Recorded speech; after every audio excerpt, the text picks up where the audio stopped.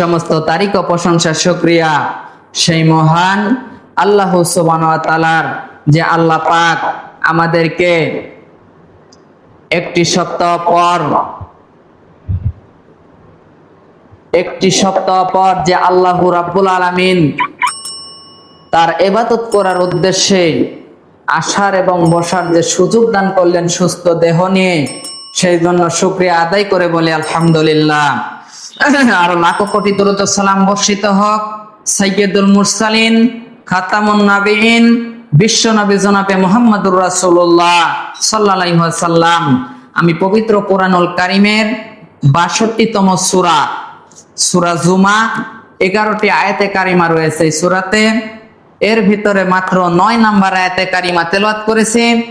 এর থেকে সংক্ষিপ্ত কিছু আলোচনা রেখে আজকের খুতবাকে শেষ করব ইনশাআল্লাহ। ওমা তৌফিক ইল্লা বিল্লাহ। রব কি তোমার, দিন কি তোমার, রাসূল তোমার কে, ফেরেশতা আসিয়া যখন জিজ্ঞাসা করিবে, সালাতি মিন ইয়াউমিল জুমআ। আসসালামু আলাইকুম ওয়া রাহমাতুল্লাহি ওয়া বারাকাতুহু।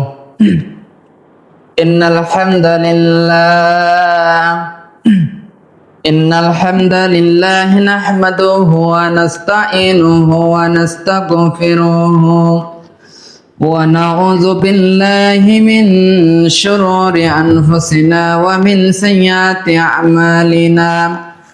মান ইয়াহদিহিল্লাহু ফালা মুদিল্লা লাহু ওয়া মান ইউদ্লিলহু ফালা হাদিয়া লাহু। ونشهد أن لا إله إلا الله وحده لا شريك له ونشهد أن محمدا عبده ورسوله الذي أرسله بالحق بشيرا ونذيرا وداعيا إلى الله بإذنه وسراجا منيرا. فقد قال الله تعالى في كلامه المجيد وفي فرقانه الحميد. أعوذ بالله من الشيطان الرجيم. بسم الله الرحمن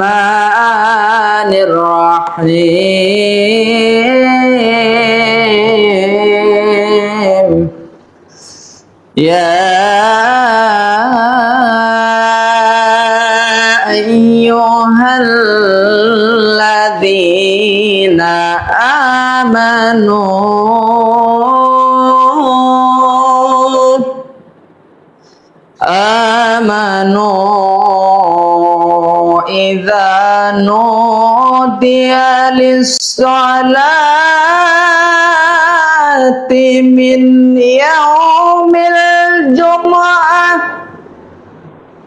من يوم الجمعة فاسعوا إلى ذكر الله وذروا البيع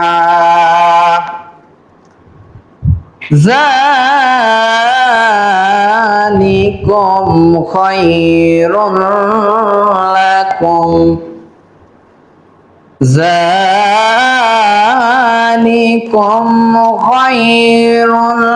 لكم إن كنتم تعلمون.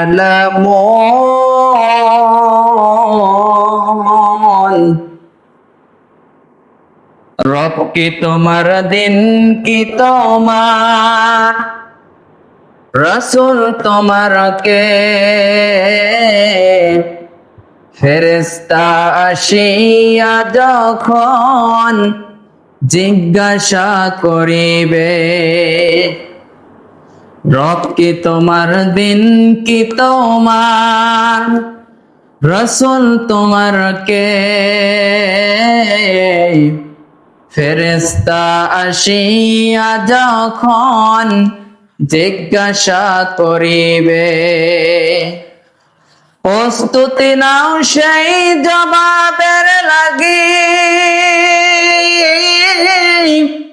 নামাজ পড়ো রোজা রাখো,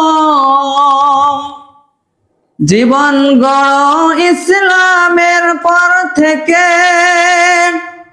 যেথায় তোমার রাসূল বিনে বন্ধু না মিলিবে, রব কি তোমার, দিন কি তোমার, রাসূল তোমার কে, ফেরেশতা আসিয়া যখন জিজ্ঞাসা করিবে। আলহামদুলিল্লাহ, সমস্ত তারিক ও প্রশংসা শুকরিয়া সেই মহান আল্লাহ সুবহানাহু ওয়া তাআলার, যে আল্লাহ পাক আমাদেরকে একটি সপ্তাহ পর যে আল্লাহ রাব্বুল আলামিন তার ইবাদত করার উদ্দেশ্যে আসার এবং বসার যে সুযোগ দান করলেন সুস্থ দেহ নিয়ে, সেই জন্য শুকরিয়া আদায় করে বলি আলহামদুলিল্লাহ। আর লাখো কোটি দরুদ ও সালাম বর্ষিত হোক সাইয়্যিদুল মুরসালিন খাতামুন নাবিয়িন বিশ্ব নবী জনাবে মুহাম্মদুর রাসূলুল্লাহ সাল্লাল্লাহু আলাইহি ওয়াসাল্লাম। আমি পবিত্র কোরআনুল কারীমের ৬২তম সূরা জুমা 11টি আয়াতে কারিমা রয়েছে এই সূরাতে। এর ভিতরে মাত্র ৯ নাম্বার আয়াতে কারিমা তেলাওয়াত করেছি। এর থেকে সংক্ষিপ্ত কিছু আলোচনা রেখে আজকের খুতবাকে শেষ করব ইনশাআল্লাহ। ওমা তৌফিক ইল্লা বিল্লাহ।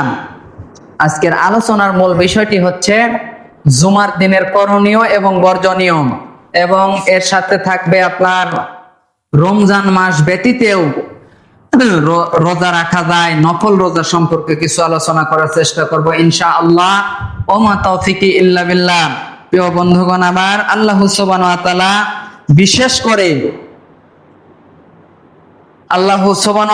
বিশেষ করে তার বান্দাদেরকে এই দিনটি উপহার দিয়েছেন, সেজন্য আবারও বলে আলহামদুলিল্লাহ। এই জুমার দিন একটি মহামূল্যবান দিন। এই দিনে আমাদেরকে জুমার দিনের কিছু কাজ রয়েছে, এই কাজগুলো আমাদের করণীয় কাজ, এই কাজগুলো করতে হবে। আবার কিছু কাজ রয়েছে বর্জনীয়, অর্থাৎ ওই কাজগুলো থেকে দূরে থাকতে হবে। জুমার দিন প্রথমত মুসলমানদের জন্য এক বিশেষ বরকতময় দিন। এটি শুধু সাপ্তাহিক নামাজের দিন নয়, বরং আত্মসিদ্ধি, সামাজিক সাহায্য ও আল্লাহর সান্নিধ্য লাভের মহান সুযোগ। নবীজি মুহাম্মদ সাল্লাল্লাহু আলাইহি ওয়াসাল্লাম বলেছেন, জুমার দিন সমূহের মধ্যে শ্রেষ্ঠ দিন। দিন সমূহের মধ্যে জুমার দিন হচ্ছে শ্রেষ্ঠ দিন। এই দিনেই হযরত আদম আলাইহিস সালাম সৃষ্টি হয়েছেন। এই দিনেই জান্নাতে প্রবেশ করেছেন। আবার এই দিনেই পৃথিবীতে প্রেরিত হয়েছে। অতএব জুমা শুধু ধর্মীয় অনুষ্ঠান নয়, এটি ইসলামী সভ্যতার একটি কেন্দ্রবিন্দু। জুমার দিন, অতএব জুমা শুধু ধর্মীয় অনুষ্ঠান নয়, এটা ইসলামের একটি গুরুত্বপূর্ণ দিন। প্রিয় বন্ধুগণ আমার, এই দিনে কিছু কাজকে বিশেষভাবে উৎসাহিত করা হয়েছে, আবার কিছু কাজকে কঠোরভাবে নিষেধ করা হয়েছে। জুমার দিনের করণীয় কাজের মধ্যে সর্বপ্রথম কাজ হলো মুহাম্মদ সাল্লাল্লাহু আলাইহি ওয়াসাল্লাম বলতেছেন, যে ব্যক্তি জুমার দিনে গোসল করে, উত্তম ভাবে পবিত্রতা অর্জন করে, তারপর মসজিদে আসে, নীরবে খুতবা শোনে ও নামাজ পড়ে, তার এক জুম্মা থেকে পরের জুম্মা পর্যন্ত জিন্দগির গুনাহগুলো মাফ করে দেওয়া হয়। সুবহানাল্লাহ। তাহলে 1 নাম্বার কাজ হলো জুমার দিনে গোসল করে মসজিদে আসা, পবিত্রতা অর্জন করে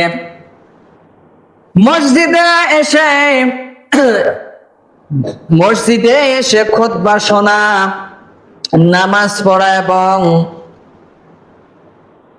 জুমার খুতবা শোনা এবং নীরবে নামাজ পড়া এবং বসে থাকা, এই কাজগুলো যদি আমরা করে থাকি তাহলে রাসূল বললেন ওই সকল বান্দা বান্দির জীবনের গুনাহগুলো মাফ করে দেওয়া হয়। তাই জুমার দিনের এই গোসল বিশেষ একটি ইবাদত হিসেবে গণ্য হয়। দ্বিতীয় নাম্বার যে কাজ সেটি হলো পরিচ্ছন্ন পোশাক ও সুগন্ধি ব্যবহার।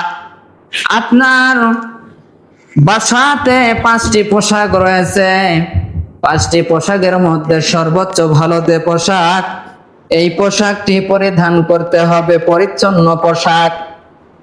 জুমার নামাজে যাওয়ার আগে মুসলমানকে সুন্দর পোশাক পরা এবং সুগন্ধি ব্যবহার করতে উৎসাহিত করা হয়েছে। আল্লাহর রাসূল বিশ্ব নবী মুহাম্মদ সাল্লাল্লাহু আলাইহি ওয়াসাল্লাম জুমার দিনে তোমাদের জন্য সুন্দর পোশাক পরা এবং সুগন্ধি ব্যবহার করা হচ্ছে উত্তম। আল্লাহর রাসূল বিশ্ব নবী মুহাম্মদুর রাসূলুল্লাহ সাল্লাল্লাহু আলাইহি ওয়াসাল্লাম তিনি এই কথা বলছেন, অর্থাৎ এটি সামাজিক মর্যাদা, পবিত্রতার প্রতীক সুন্দর পোশাক এবং আতর বা সুগন্ধি ব্যবহার করা। 3 নাম্বার হচ্ছে তাড়াতাড়ি মসজিদে যাওয়া। জুমার নামাজে আগে পৌঁছানোর জন্য বড় ফজিলত রয়েছে।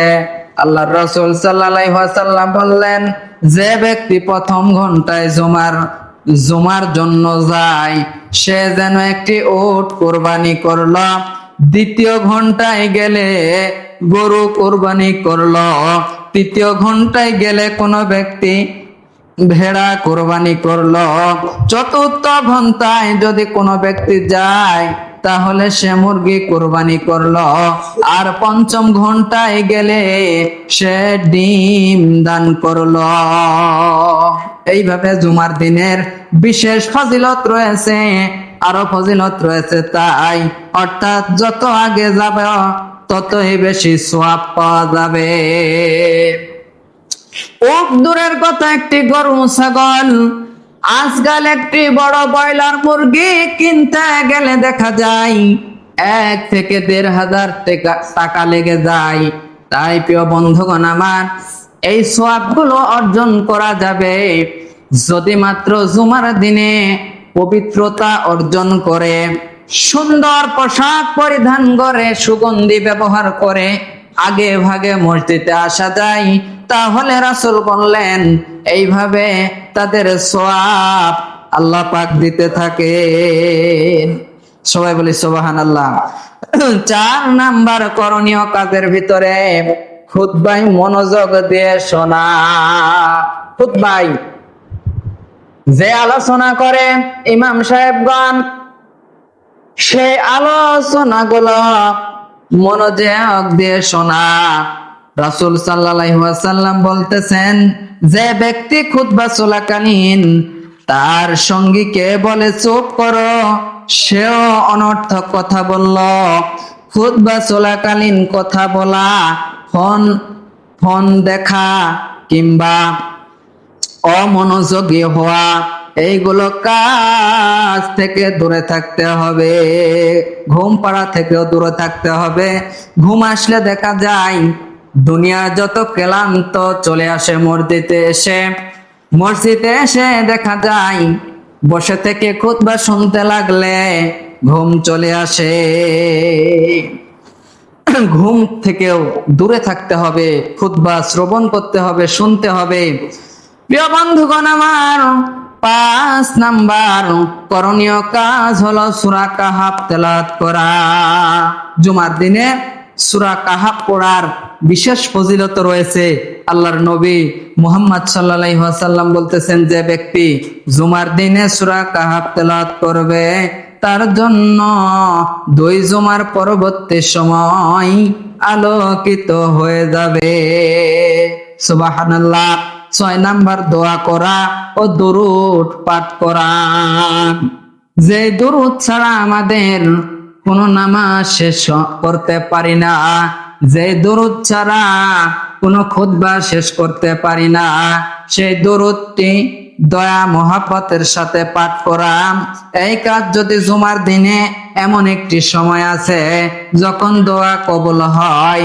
আল্লাহর রাসূল তিনি বললেন, জুমার দিনে এমন একটি মুহূর্ত আছে যেখানে কোনো মুসলমান নামাজে দাঁড়িয়ে আল্লাহর কাছে কিছু চাইলে আল্লাহ তা অবশ্যই কবুল করে নেন।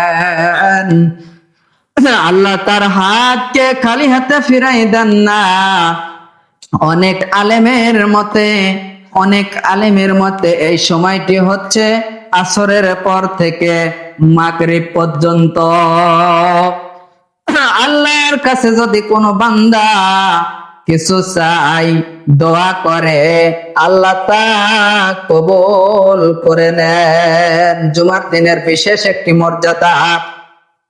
এছাড়াও জুমার দিনে বেশি বেশি দুরূদ পাঠ করার নির্দেশ এসেছে। তোমরা জুমার দিনে আমার প্রতি বেশি দুরূদ পাঠ করো, কারণ তোমাদের দুরূদ আমার কাছে পৌঁছে দেওয়া হয়। এই বললাম 6টি হচ্ছে করণীয় কাজ। আরো রয়েছে এর মধ্যে, কাটছাট করে আমি 6টি বললাম। এরপরে বর্জনীয় অনেকগুলো কাজ রয়েছে। তার মধ্যে দেখেন, 1 নাম্বার জুমার নামাজ ত্যাগ করা। দেখা যায় জুমার নামাজ হয়, আমরা অনেকে জুমা কি ওয়াক্ত কি কিছুই মনে করি না। মুসলমান আমরা, নামে মুসলমান, কিন্তু জুমার সালাতটুকু আদায় করি না। দেখা যায় কাজ করতেছে, বসে আছে, জুমার আজান হয়, খুতবা হয়, ইমাম সাহেব আসে, নামাজ পড়িয়ে দেয়, চলে যায়। কিন্তু দেখা যায় এই মহল্লাতে দেখা যায় জুমার নামাজটিকেও আদায় করে না। মানুষকে আল্লাহ তাআলা বিবেক, জ্ঞান, বুদ্ধি সকল কিছু দান করেছেন, আকল দিয়েছেন, বিবেক দিয়েছেন, জ্ঞান দিয়েছেন, মানুষকে যৌন চাহিদাও দিয়েছেন। এখন যদি আমরা আকল, বিবেক, জ্ঞান, যৌন চাহিদাগুলো যদি সঠিকভাবে কাজে লাগাতে না পারি, তাহলে আমরা জাহান্নামের অধিবাসী হয়ে যেতে হবে। পশু পাখিদেরকে তাদেরকে কোনো জ্ঞান দান করেন নাই, তাদের কোনো বিবেক আকল নেই, কিন্তু তাদের দেখা যায় যৌন চাহিদা আল্লাহ পাক দিয়েছেন। আর মানব জাতিদেরকে আল্লাহ পাক দয়া করে, মায়া করে সকল কিছু দিয়েই পরিপূর্ণ করে, গঠন করে তৈরি করেছেন। সেজন্য আবারও বলি আলহামদুলিল্লাহ। প্রিয় বন্ধুগণ আমার, তাই বিশেষ করে জুমার দিন, যেদিন এমন একটি দিন 1 সপ্তাহ জুমার দিনে আদায় করলাম, আবার পরবর্তী জুমায় আসলাম, হাতের যত পাপ রয়েছে ওযু করার সঙ্গে সঙ্গে হাতের গুনাহগুলো মাফ হয়ে যায়। মুখের যত পাপ রয়েছে, মুখে পানি লওয়ার সঙ্গে সঙ্গে মুখের গুনাহগুলো আল্লাহ মাফ করে দেয়। এইভাবে আল্লাহ পাক 1 সপ্তাহ থেকে আর 1 সপ্তাহ পর্যন্ত জিন্দেগির গুনাহগুলো মাফ করে দেওয়ার দিনটি হলো জুমার দিন। প্রিয় বন্ধুগণ আমার, তাই বিশেষ করে অত্যন্ত সতর্কভাবে জুমার নামাজ আমাদের আমাদের গ্রামে আমরা দেখি, বিশেষ করে জুমার নামাজ ছোট বাচ্চা থেকে শুরু করে বয়স্ক বৃদ্ধ সবাই দেখা যায় 150 ঘর মানুষ একাধ ঘর বাদে 1-2 ঘর বাদে প্রায় সবাই চলে আসে মসজিদে, অত্যন্ত গুরুত্ব সহকারে নামাজ পড়ে, দোয়া করে। এইভাবে দেখা যায় আমাদের মহল্লায় বা আশপাশে দেখি। কিন্তু আপনাদের এই মহল্লায় অল্প মানুষ, 60 থেকে 70, অত্যন্ত বেশি হলে 80, এই ঘরগুলোর মধ্যে দেখা যায় অর্ধেক মানুষই প্রায় জুমার দিনে আসে না, কম বেশি প্রায় 80 ঘর হলে দেখা যায় 50 ঘর আসে, 30 ঘর নেই। এইভাবে দেখা যায় মানুষ জুমার দিন কি এবং শনিবারের দিন কি আর এমনি দিন কি কিছুই মনে করে না এরা। জুমার দিন মানুষকে আল্লাহ পাক বিবেক দিয়েছে, জ্ঞান দিয়েছে, সকল কিছুই বলে করানো সম্ভব নয়। জ্ঞানকে কাজে লাগাতে হবে। তাই প্রথম নাম্বার যে কাজটি জুমার দিনে করা যাবে না, জুমার নামাজ ত্যাগ করা, এই কাজ থেকে দূরে থাকতে হবে। দ্বিতীয় নাম্বার কাজ হলো, প্রিয় বন্ধুগণ আমার, জুমার নামাজ যদি কেউ বাদ দেয়, ইচ্ছাকৃত ভাবে জুমা বাদ দেওয়া ইমানের জন্য অত্যন্ত ভয়ঙ্কর হয়ে যায়। আর দ্বিতীয় নাম্বার কাজ জুমা বাদ দিয়ে ব্যবসা বাণিজ্য করা। আমি জুমার খুতবার সাথে যে আয়াতে কারিমা তেলাওয়াত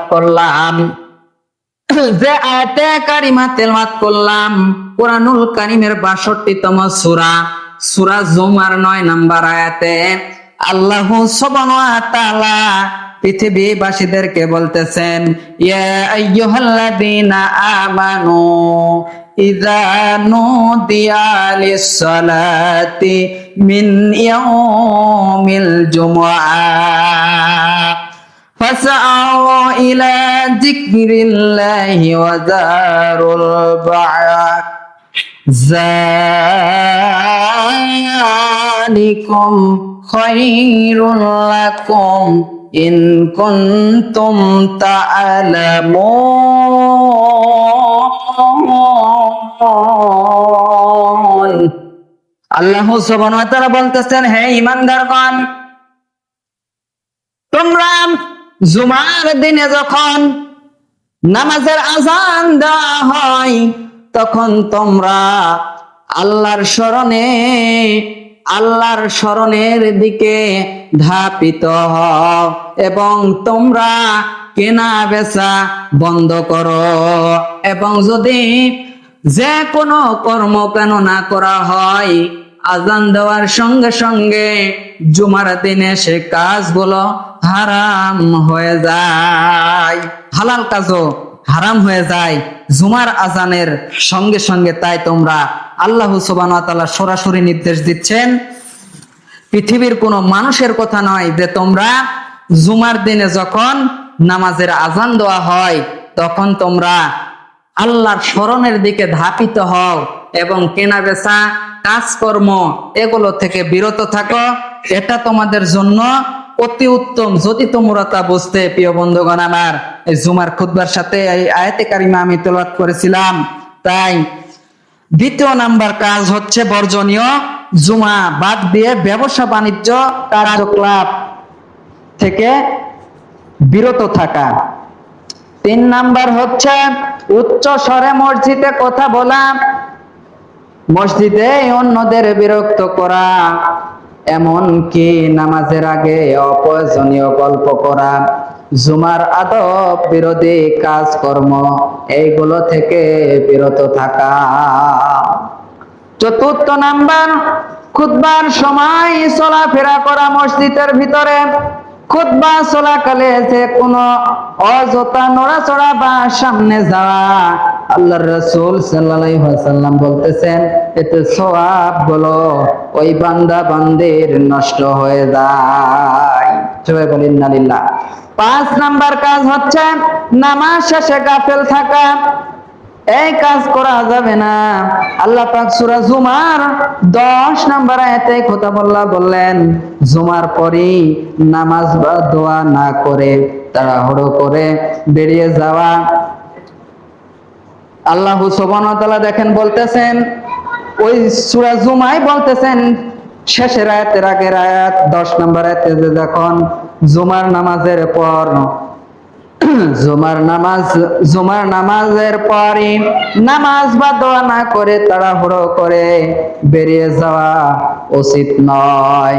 আল্লাহ বললেন যখন নামাজ শেষ হবে তখন পৃথিবীতে ছড়িয়ে পড়ো এবং আল্লাহর অনুগ্রহ অনুসরণ করো, কিন্তু আল্লাহকে অধিক পরিমাণে স্মরণ করো। অর্থাৎ কাজ করবে ঠিকই, কিন্তু মনে যেন আল্লাহর নাম স্মরণ থাকে। এই গেল আপনার 5টি বর্জনীয় কাজ। জুমার দিনের তাৎপর্য, জুমা মুসলমানদের জন্য একটি সামাজিক ঐক্যর প্রতীক। এই দিনে মসজিদগুলোতে ধনী গরিব, নেতা জনতা, শিক্ষিত অশিক্ষিত সবাই এক কাতারে দাঁড়িয়ে যায়। আল্লাহর রাসূল বললেন জুমার দিনে একবার নামাজ আদায় করা 7 দিনের গুনাহ মাফ হয়ে যায়। জুমার দিন আমাদের আত্মার পরিশুদ্ধ, সমাজের ঐক্য এবং আল্লাহর রহমত লাভের সোনালী সুযোগ। এই দিন গোসল, পরিষ্কার পোশাক, সময় মতো নামাজে যাওয়া, খুতবা শোনা, সূরা কাহাফ পাঠ করা, দোয়া করা সবই মুসলিম জীবনের সৌন্দর্য বাড়ায়। অন্যদিকে অলসতা, ব্যবসা, অমনোযোগিতা আমাদের ঈমানকে দুর্বল করে তোলে। অতএব প্রতিটি মুসলমানদের উচিত জুমাকে কেবল ছুটির দিন নয়, বরং আত্মার নবজাগরণের দিন হিসেবে পালন করা। প্রিয় বন্ধুগণ আমার, সময় শেষের দিকে আমি আরো আলোচনা ছিল জুমার দিনের বিশেষ আমল সম্পর্কেও। যতটুকু করলাম আমাকে সহ আমাদের সবাইকে যেন পালন করার তৌফিক দান করে, সবাই বলি আল্লাহুম্মা আমিন। আর বিশেষ করে নফল রোজার যে বিষয়টি বললাম, রমজান মাস ছাড়াও বছরের অন্যান্য সময়ে কিছু কিছু রোজা রাখার অভ্যাস থাকা খুবই ভালো এবং বিরাট সওয়াবের কাজ। হযরত আবু উমামা রাদিয়াল্লাহু আনহু নবী সাল্লাল্লাহু আলাইহি ওয়াসাল্লামকে বললেন, হে আল্লাহর রাসূল, আমাকে কোন ভালো আমলের কথা বলে দিন যা আমি করতে পারি। আল্লাহর রাসূল সাল্লাল্লাহু আলাইহি ওয়াসাল্লাম বললেন তুমি অবশ্যই রোজা রাখবে, কেননা এর সমতুল্য অন্য কিছু নেই। অর্থাৎ রমজান মাস ছাড়াও যে দিনগুলোতে রোজা রাখার বিশেষ ফজিলত রয়েছে হাদিসের প্রমাণ সহ অনেকে বর্ণিত আছে প্রিয় বন্ধুগণ আমার। তাই দেখেন এর ভিতরে আশুরার রোজার ফজিলত রয়েছে, এরপরে শাওয়াল মাসের 6টি রোজার ফজিলতের কথা বলা হয়েছে, এইভাবে প্রতি চন্দ্র মাসের 13, 14, 15 তারিখের কথা বলা হয়েছে। আবার আপনার আরাফাতের দিন রোজা রাখার কথাও বলা হয়েছে, আরাফাতের এবং প্রতি সোমবার ও বৃহস্পতিবার রোজার কথা বলা হয়েছে। বিশেষ করে আমাদের এখন আমরা 30 দিনে 30টি রোজা রাখলাম। এই শাওয়াল মাসের 6টি রোজা অত্যন্ত গুরুত্বপূর্ণ, ফজিলতপূর্ণ। হযরত আইয়ুবের বর্ণিত হাদিসে আল্লাহর রাসূল সাল্লাল্লাহু আলাইহি ওয়াসাল্লাম বললেন, যে ব্যক্তি রমজান মাসে রোজা রাখলো এবং শাওয়াল মাসে আরো 6টি রোজা রাখলো, সে যেন সারা বছর রোজা রাখলো। সবাই বলি সুবহানাল্লাহ। এই হাদিসের উপর আমল করা সকলের উচিত। একটি নেক আমলের সওয়াব সর্বনিম্ন 10 দেওয়া হয়। তাই রমজানের 30টি রোজা 300 দিন আর সালের 6টি রোজা 60 দিনের সমান হয়। এতে 360 দিন পূর্ণ হয়ে যায়, যা 1 বছরের বেশি হয়, কারণ আরবি বছর 354 দিনে হয়ে থাকে। এই রোজাগুলা পূর্ণ মাসের যে কোনো সময় রাখা যায়, অর্থাৎ এই মাসের ভিতরে যে কোনো দিন 30টি দিনের ভিতরে আপনি আজকে রাখলেন 2 দিন বা 1 দিন না রাখলেন, কিংবা টানা রাখলেন, কাটছাট করে রাখলেন, সমস্যা নেই। 6টি রোজা রাখলে গোটা বছর রোজা রাখার সমতুল্য সওয়াব তার আমল নামায় লিখে দেওয়া হয়। সবাই বলি সুবহানাল্লাহ। এরপরেও আপনার প্রতি সোমবার, বৃহস্পতিবার রোজা রাখা যায়। এইভাবে আরাফাতের দিনও রোজা রাখা যায়। আল্লাহর রাসূল সাল্লাল্লাহু আলাইহি ওয়াসাল্লাম তিনি বিশেষ করে এই কাজগুলো করতেন। তিনি সব সময় তিনি কিন্তু জান্নাতের আল্লাহর বন্ধু হাবিব, এরপরেও তিনি এত আমল করতেন, যে আমল করতেন আল্লাহর রাসূল সেজদা দিতেন। মা আয়েশা তিনি পায়ে পায়ে চিমটি কেটে দেখতেন রাসূল জীবিত আছে না মারা গিয়েছেন।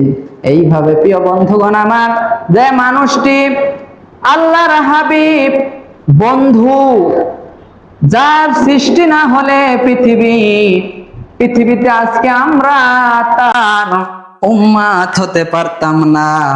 এত দয়ার নবী, মায়ার নবী, এরপরেও তিনি কত ইবাদত করে গিয়েছেন এবং তার সকল চাওয়া ছিল মৃত্যুর সময়ও তিনি বললেন, আমার আমার সাহাবীরা আসসালাত আসসালাত আসসালাত, এইভাবে রাসূল নামাজ দেখে তিনি খুশি হয়ে এই কথাগুলো বলেছিলেন। তাই আসুন, যতগুলো কথা বললাম এই কথাগুলো জুমার দিনের করণীয়, বর্জনীয় এবং বছরের নফল রোজা সম্পর্কে কিছু কথা বললাম। আল্লাহ পাক আমাদের সবাইকে সঠিকভাবে পালন করার যেন তৌফিক দান করে, সবাই বলি আল্লাহুম্মা আমিন। বারাকাল্লাহু লানা কুম ফিল কুরআনিল আযীম ফা ইন্নাহু তাআলা যাতুন কারীমুন মালিকুন রাউফুর রহিম।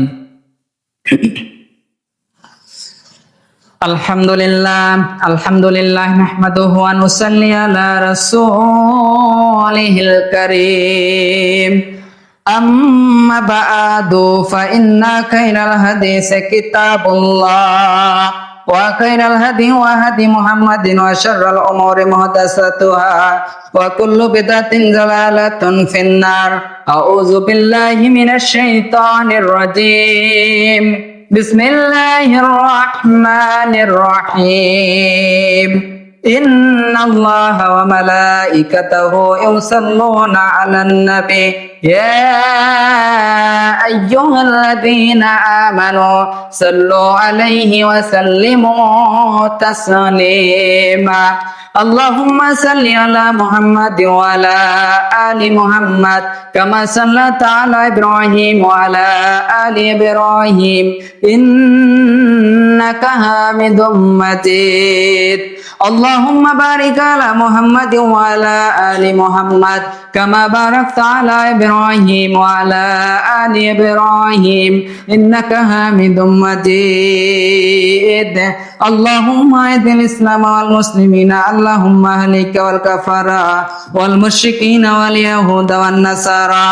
إن الله يأمر بالعدل والإحسان وإيتاء ذي القربى وينهى عن الفحشاء والمنكر والبغي يعظكم لعلكم تذكرون. فاذكروني أذكركم واشكروا لي ولا تكفرون.